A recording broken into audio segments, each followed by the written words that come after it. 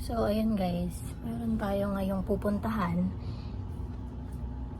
And, maaga pa naman. Anong oras na ba? 9, magte-10, ganyan. And, mamaya pa naman yun, mga 12:30 ako aalis. But, mas maganda nang mag-prepare ng maaga, 'di ba? Para hindi na mangarag mamaya. So, wait lang po. Ayan, may mga aso kasi nandito lahat ng aso sa loob, guys. Ayan. 'Di ba? Kaya kailangan mag-prepare ka na talaga ng maaga kasi marami ka pang aasikasuhin.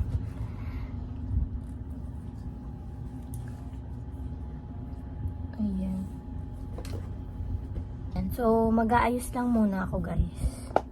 But habang nag-aayos, naisip ko rin na mag-answer ng mga questions.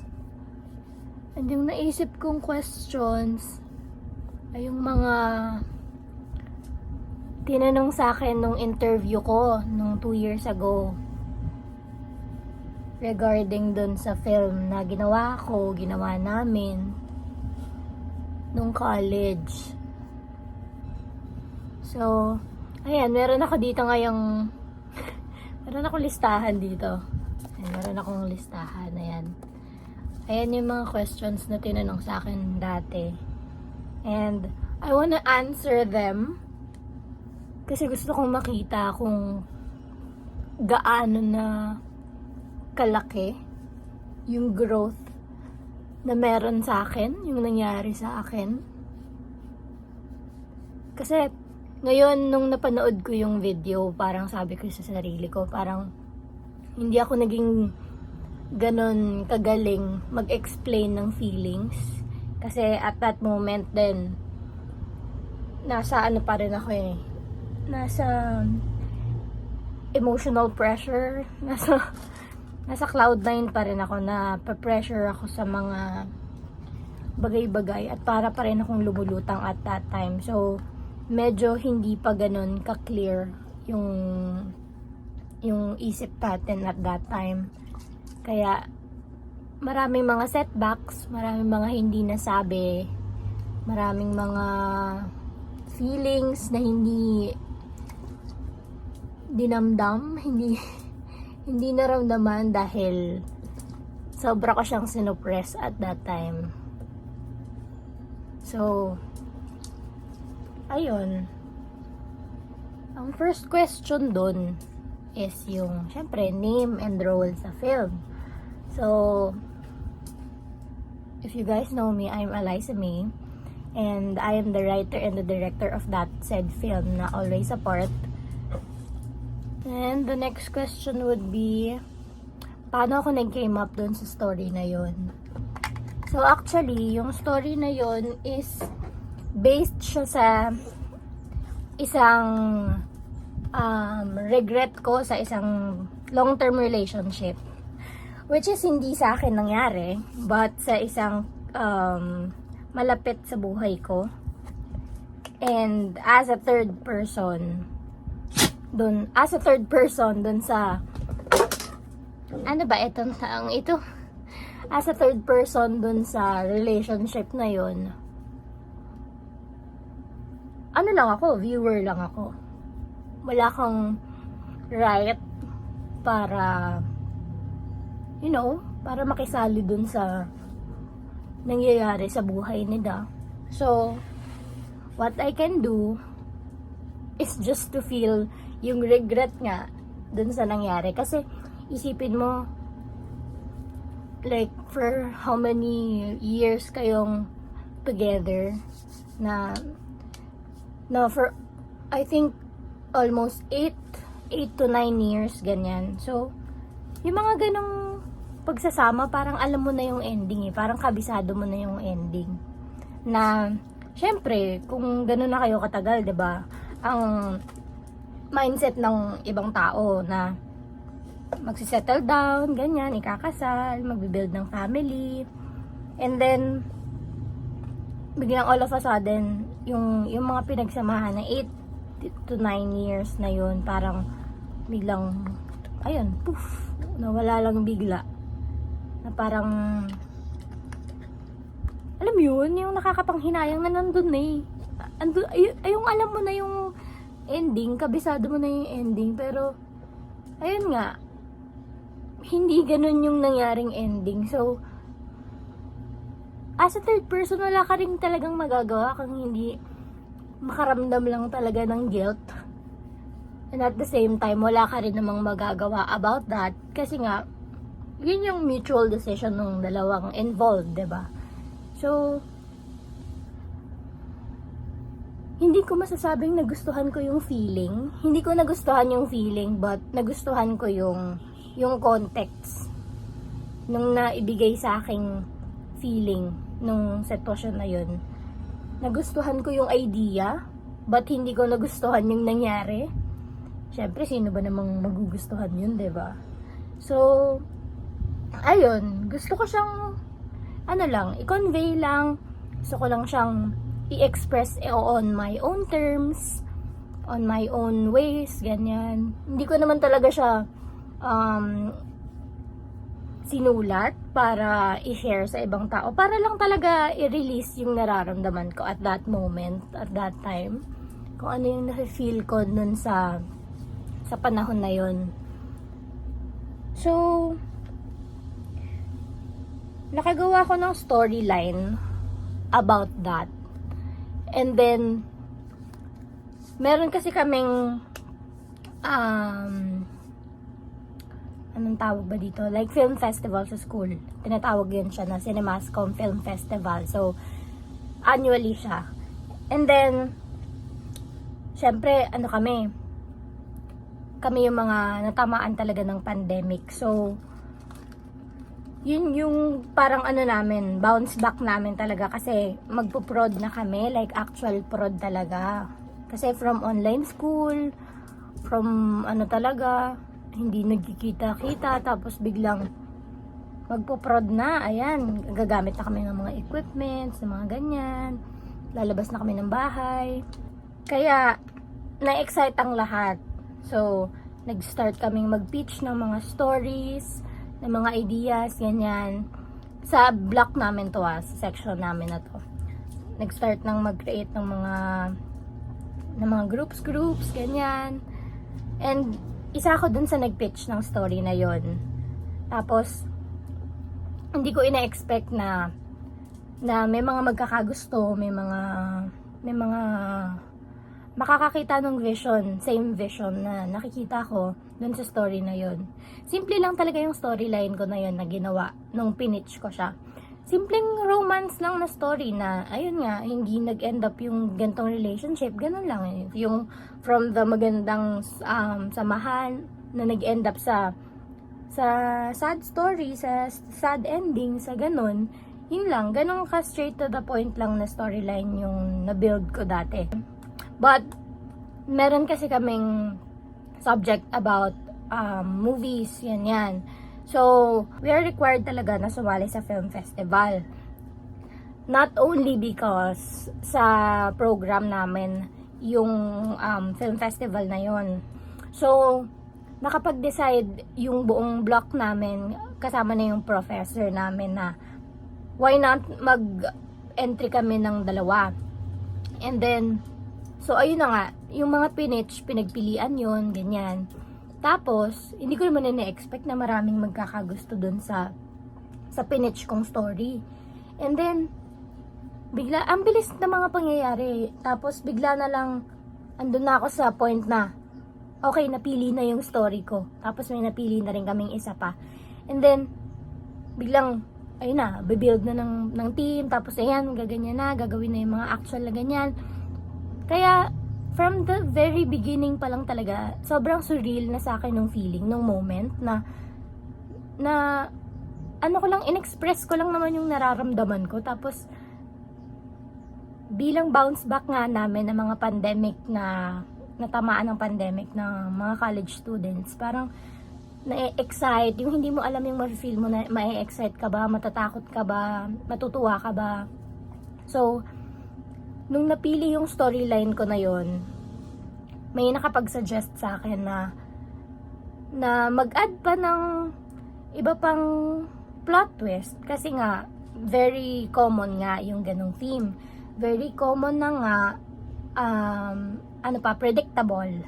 So, hindi ko na matandaan kung ilang days ko siyang pinag-isipan, ilang days akong nag-brainstorm para ma-build ko talaga yung final storyline ng Always Apart. Ang natatandaan ko na lang is, at that time, 'di ba, pandemic na, kasagsagan nga ng pandemic noon. So, usong-uso that time yung ang tawag ba doon, yung fake news. Usong-uso yung fake news at that time. So, since usong-uso ang fake news, as a part of a communication program, syempre, yung mga field na pinapasukan natin is, syempre, communication, journalism, yung mga, public servants. And, through my program, naging aware din ako sa constant battle between, syempre, the two sides of the story. Meron tayong, syempre, laging clash. May constant clash between the journalists, the public servants, and the people. So, naging, siya sa akin? Naging, like, spark siya sa akin. Kasi nga, naging relevant yung fake news. And then, ang nagiging involved lagi sa mga ganyan ay syempre mga politicians, mga journalists, ganyan, and then yung mga tao. So, ayun, nadagdagan yung storyline ko nung plot twist nun sa constant battle between the politicians and the media.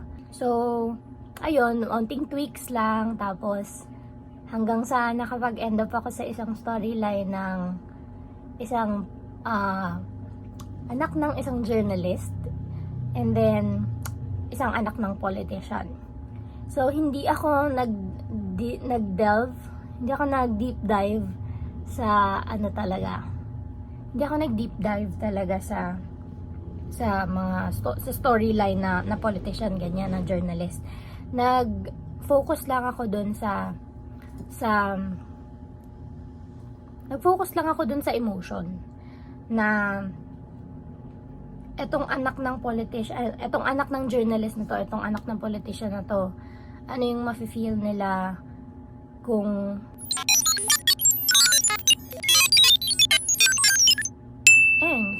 etong anak ng politician, etong anak ng journalist, kung anong ma-feel nila dun sa situation na meron sila. And then, adding to that is, merong namumuong something between them. So, merong clash between their families, but then, merong spark, merong love na nabubuo between them. So, anong mangyayari? Yung question dyan paano nila i-handle yun? Paano nila papaabutin sa ending yung story nila. And habang binubuo ko yung storyline na yun, na-realize ko talaga na may mga bagay talaga na hindi natin kontrolado, may mga bagay na hindi natin hawak. Kahit na anong gawin natin, kung hindi siya talaga ibibigay para sa atin, hindi talaga siya para sa atin. Kasi kahit anong pilit natin na i-tweak ang mga bagay-bagay, hindi talaga natin siya makukuha. Kasi in the first place, hindi talaga siya sinulat sa ating tadhana. And you know, yun yung gusto kong i-convey na message, yung ma-realize ng mga viewers na kahit nasa ang sitwasyon man tayo, hindi natin dapat pinipilit yung mga bagay na hindi naman talaga kapilit-pilit. And yun yung mahirap, yun yung reality na meron kayong pares, like sa isang relationship man yan, meron kayong sari-sariling circumstances in life, and meron kayong mga priorities, meron kayong mga sari-sariling paninindigan, meron kayong mga kanya-kanyang pinaglalaban. So dadating tayo sa point ng buhay natin na kahit gaano natin ka-clear nakikita yung path, meron talagang mga hindrance, meron talagang mga bagay na magpaparealize sa atin na may mga hindi pala talaga para sa atin. May mga bagay na hanggang dun lang talaga ibinigay para sa atin, na meron tayong mga taong nakikilala, meron tayong mga experience na nai-experience, meron tayong mga nakikita, meron tayong yung mga bagay na tumadaan sa buhay natin. May mga umaalis, may mga nawawala, may mga bumabalik, may mga dumadating. Ayan. Kaya yung regret ko na yun, ang nangyari is habang ginagawa ko yung story na yun, yung regret ko na yun, naging wake up call siya sa akin na ang pangit na mabuhay ka sa regret, na yung alam mo yung nang hinayang ako dun sa sa relationship kasi. Kaya parang hindi naman sa gusto ko siyang i-rewrite, pero gusto ko siyang i-retell na hindi na okay lang, na gusto ko siyang hindi naman sa gusto ko siyang i-rewrite yung story, but gusto ko siyang i-retell, not in a way na nababaguhin ko yung mga bagay-bagay para lang maging happy ending, di ba? But gusto ko siyang i-retell in a way na makakakuha tayo ng lesson, na yung realization ko at that time na okay lang manghinayang, pero hindi magandang mabuhay sa panghihinayang. Kasi ayun nga, like what I've said earlier, may mga bagay talaga sa buhay natin na hanggang dun lang. May mga bagay sa buhay natin na dadalhin lang tayo sa kung saan man tayo na ngayon, sa kung saan man tayo talaga dapat na daan. May mga bagay na ihahatid lang talaga tayo, and okay lang na mangyari yun, na sana ma-realize ng mga audience na okay lang yun, kasi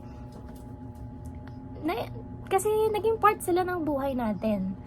But it's also sad kasi 'di ba, hindi natin sila makakasama sa dulo ng journey natin, or habang tayo ay nasa journey, hindi natin sila makakasama all throughout. But you know, magiging thankful tayo sa kanila, kasi kung hindi dahil sa kanila, magiging thankful tayo sa kanila, kasi kung hindi dahil sa kanila, siguro wala rin tayo sa kung saan man tayo ngayon. Kasi dumaan sila sa buhay natin hindi para sirain yung buhay natin. May mga times na ganun yung nangyari, but dumadaan sila sa buhay natin as an instrument, as a lesson, na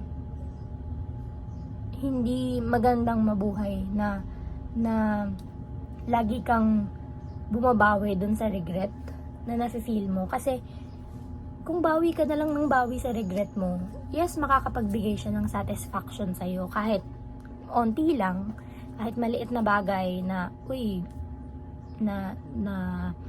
like nagawan ko ng paraan to na solusyonan ko tong bagay na to, so hindi na ako manghihinayang kasi nga naging maganda yung ending.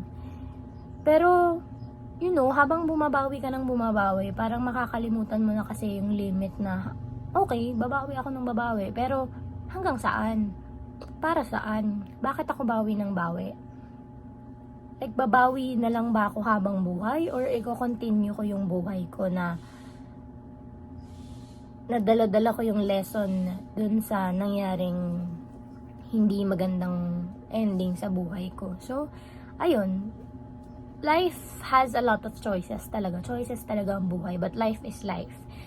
Hindi perfect ang life, so hindi din dapat tayo maging perfect. Kasi kung perfect ka, saan mo ibubuhos yung ilang percent mo na kulang dun sa buhay? Kaya, ayun, it's up to the people na lang talaga. It's up to the people na lang talaga kung ano yung path, ano yung reality na pipiliin nila. Hindi ko naman masisisi na may mga tao talagang pipiliin yung mga bagay na pinili nila. So, ayun. Yun yung gusto kong i-convey doon sa story na yun. So, ayan, napahaba yung sagot ko. Hindi ko alam kung nagets nyo ba ako doon.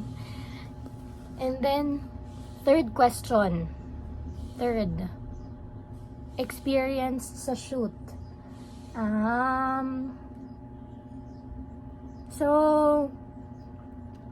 Sa production kasi, meron tayong tinatawag na 3 stages. Meron yung pre-prod, meron yung production, and then meron yung post-prod.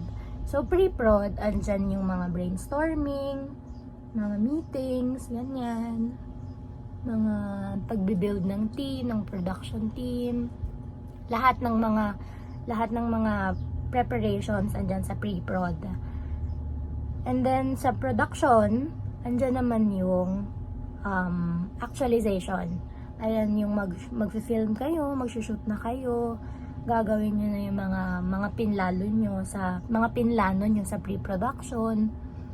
And then, sa post-production naman, ayan yung editing.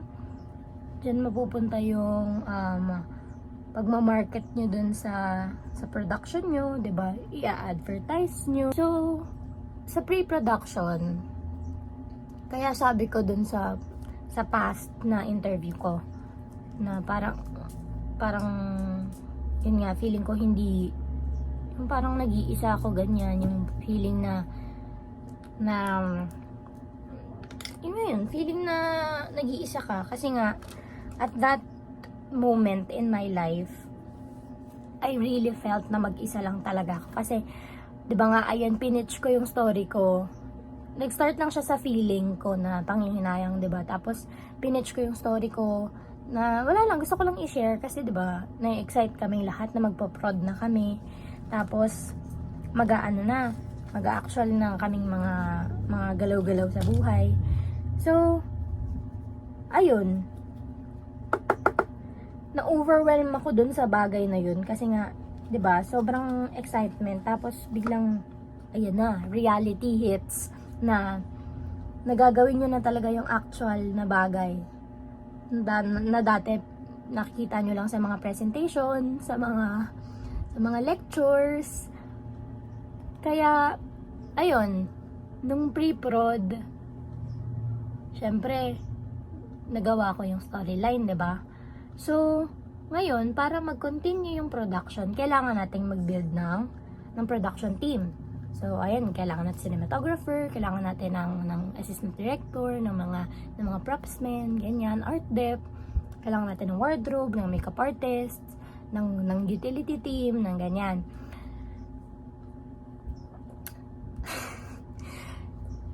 Since nga, 'di ba, yung block namin is nakapag-decide na gumawa ng dalawang entry sa film fest namin.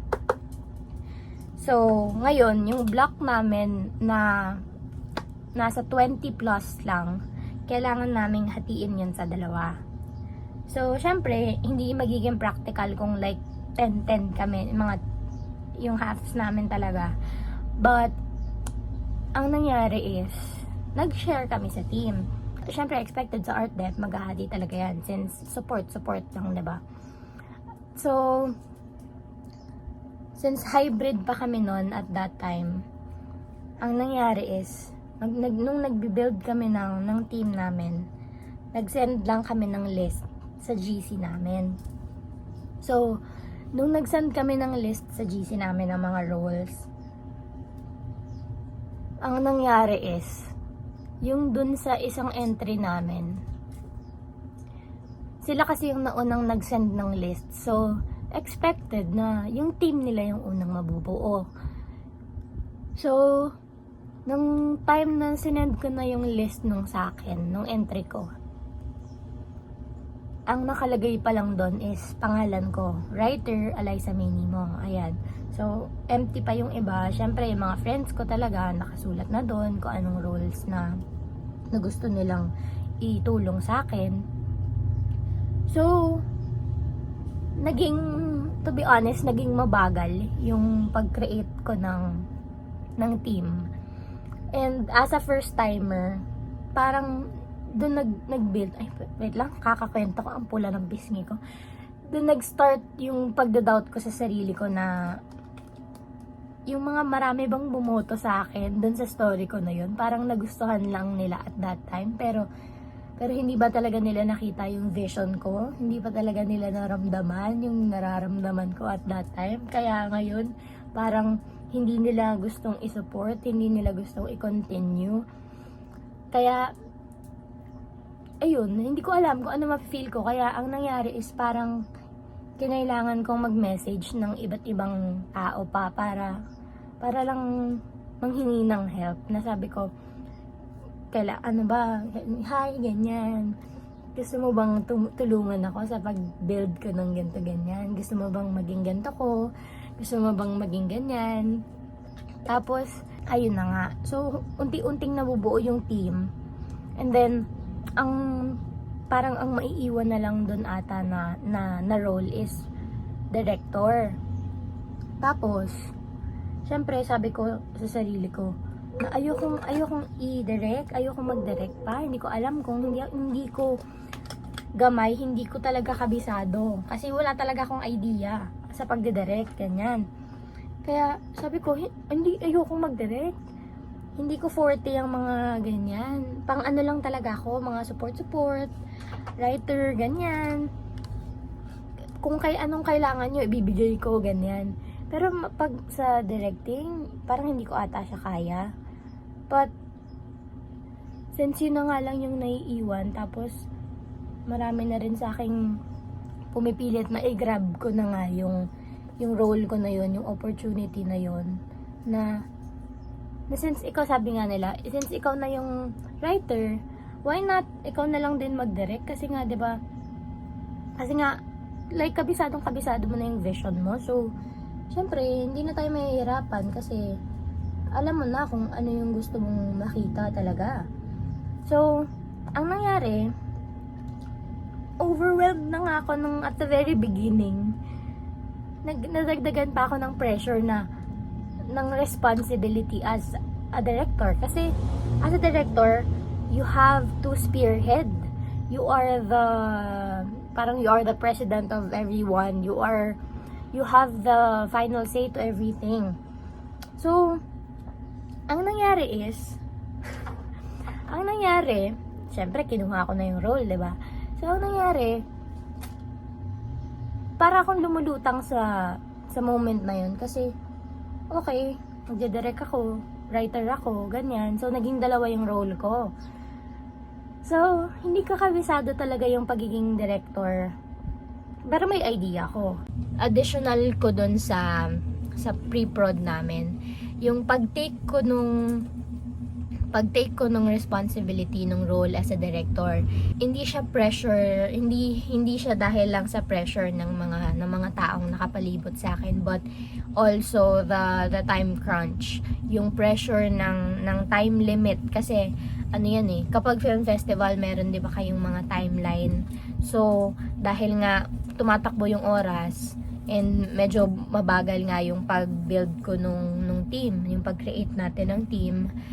So, kailangan na talaga na parang paspasa na. Ayan, kung ano na lang yung natitira dyan, parang go mo na yan. Kasi alam mo na yung ano mo, diba? Yun, dun nag-start yung pagpupush nila sa akin na akunin ko na nga, kasi nga, ako lang din naman yung may clear pa na vision. And kabisado pa yung gustong patunguhan ng film. So, ayun. Yun yung reason din kung bakit ako yun yung talaga yung reason kung bakit ko na-feel na pressured ako at that moment. I'm thankful naman kasi at the end of the day, naging mabagal man yung process ng pagbuo ko ng team. Naging mabagal man, nabuo ko naman siya Kaya, ayun din, another realization din na may mga times sa buhay natin na mabagal man yung process, mabilis man yung process, at the end of the day, dadating tayo dun sa moment na inaasam natin. Mapupunta rin naman tayo dun sa finish line ng mga bagay-bagay. So, ayun. Gusto ko lang sabihin dun sa self ko na okay lang naman pala. Na hindi ko naman pala kailangan mag-worry, na na-overwhelm lang talaga ako sa mga bagay-bagay. And hindi naman sa dahil hindi nila nagustuhan yung film. May mga, ayun nga, sabi ko kanina, may mga kanya-kanya tayong circumstances sa buhay. So, ayun. But at the end of the day, nabuo ko yung team. And then, nakapag-continue tayo sa production mismo.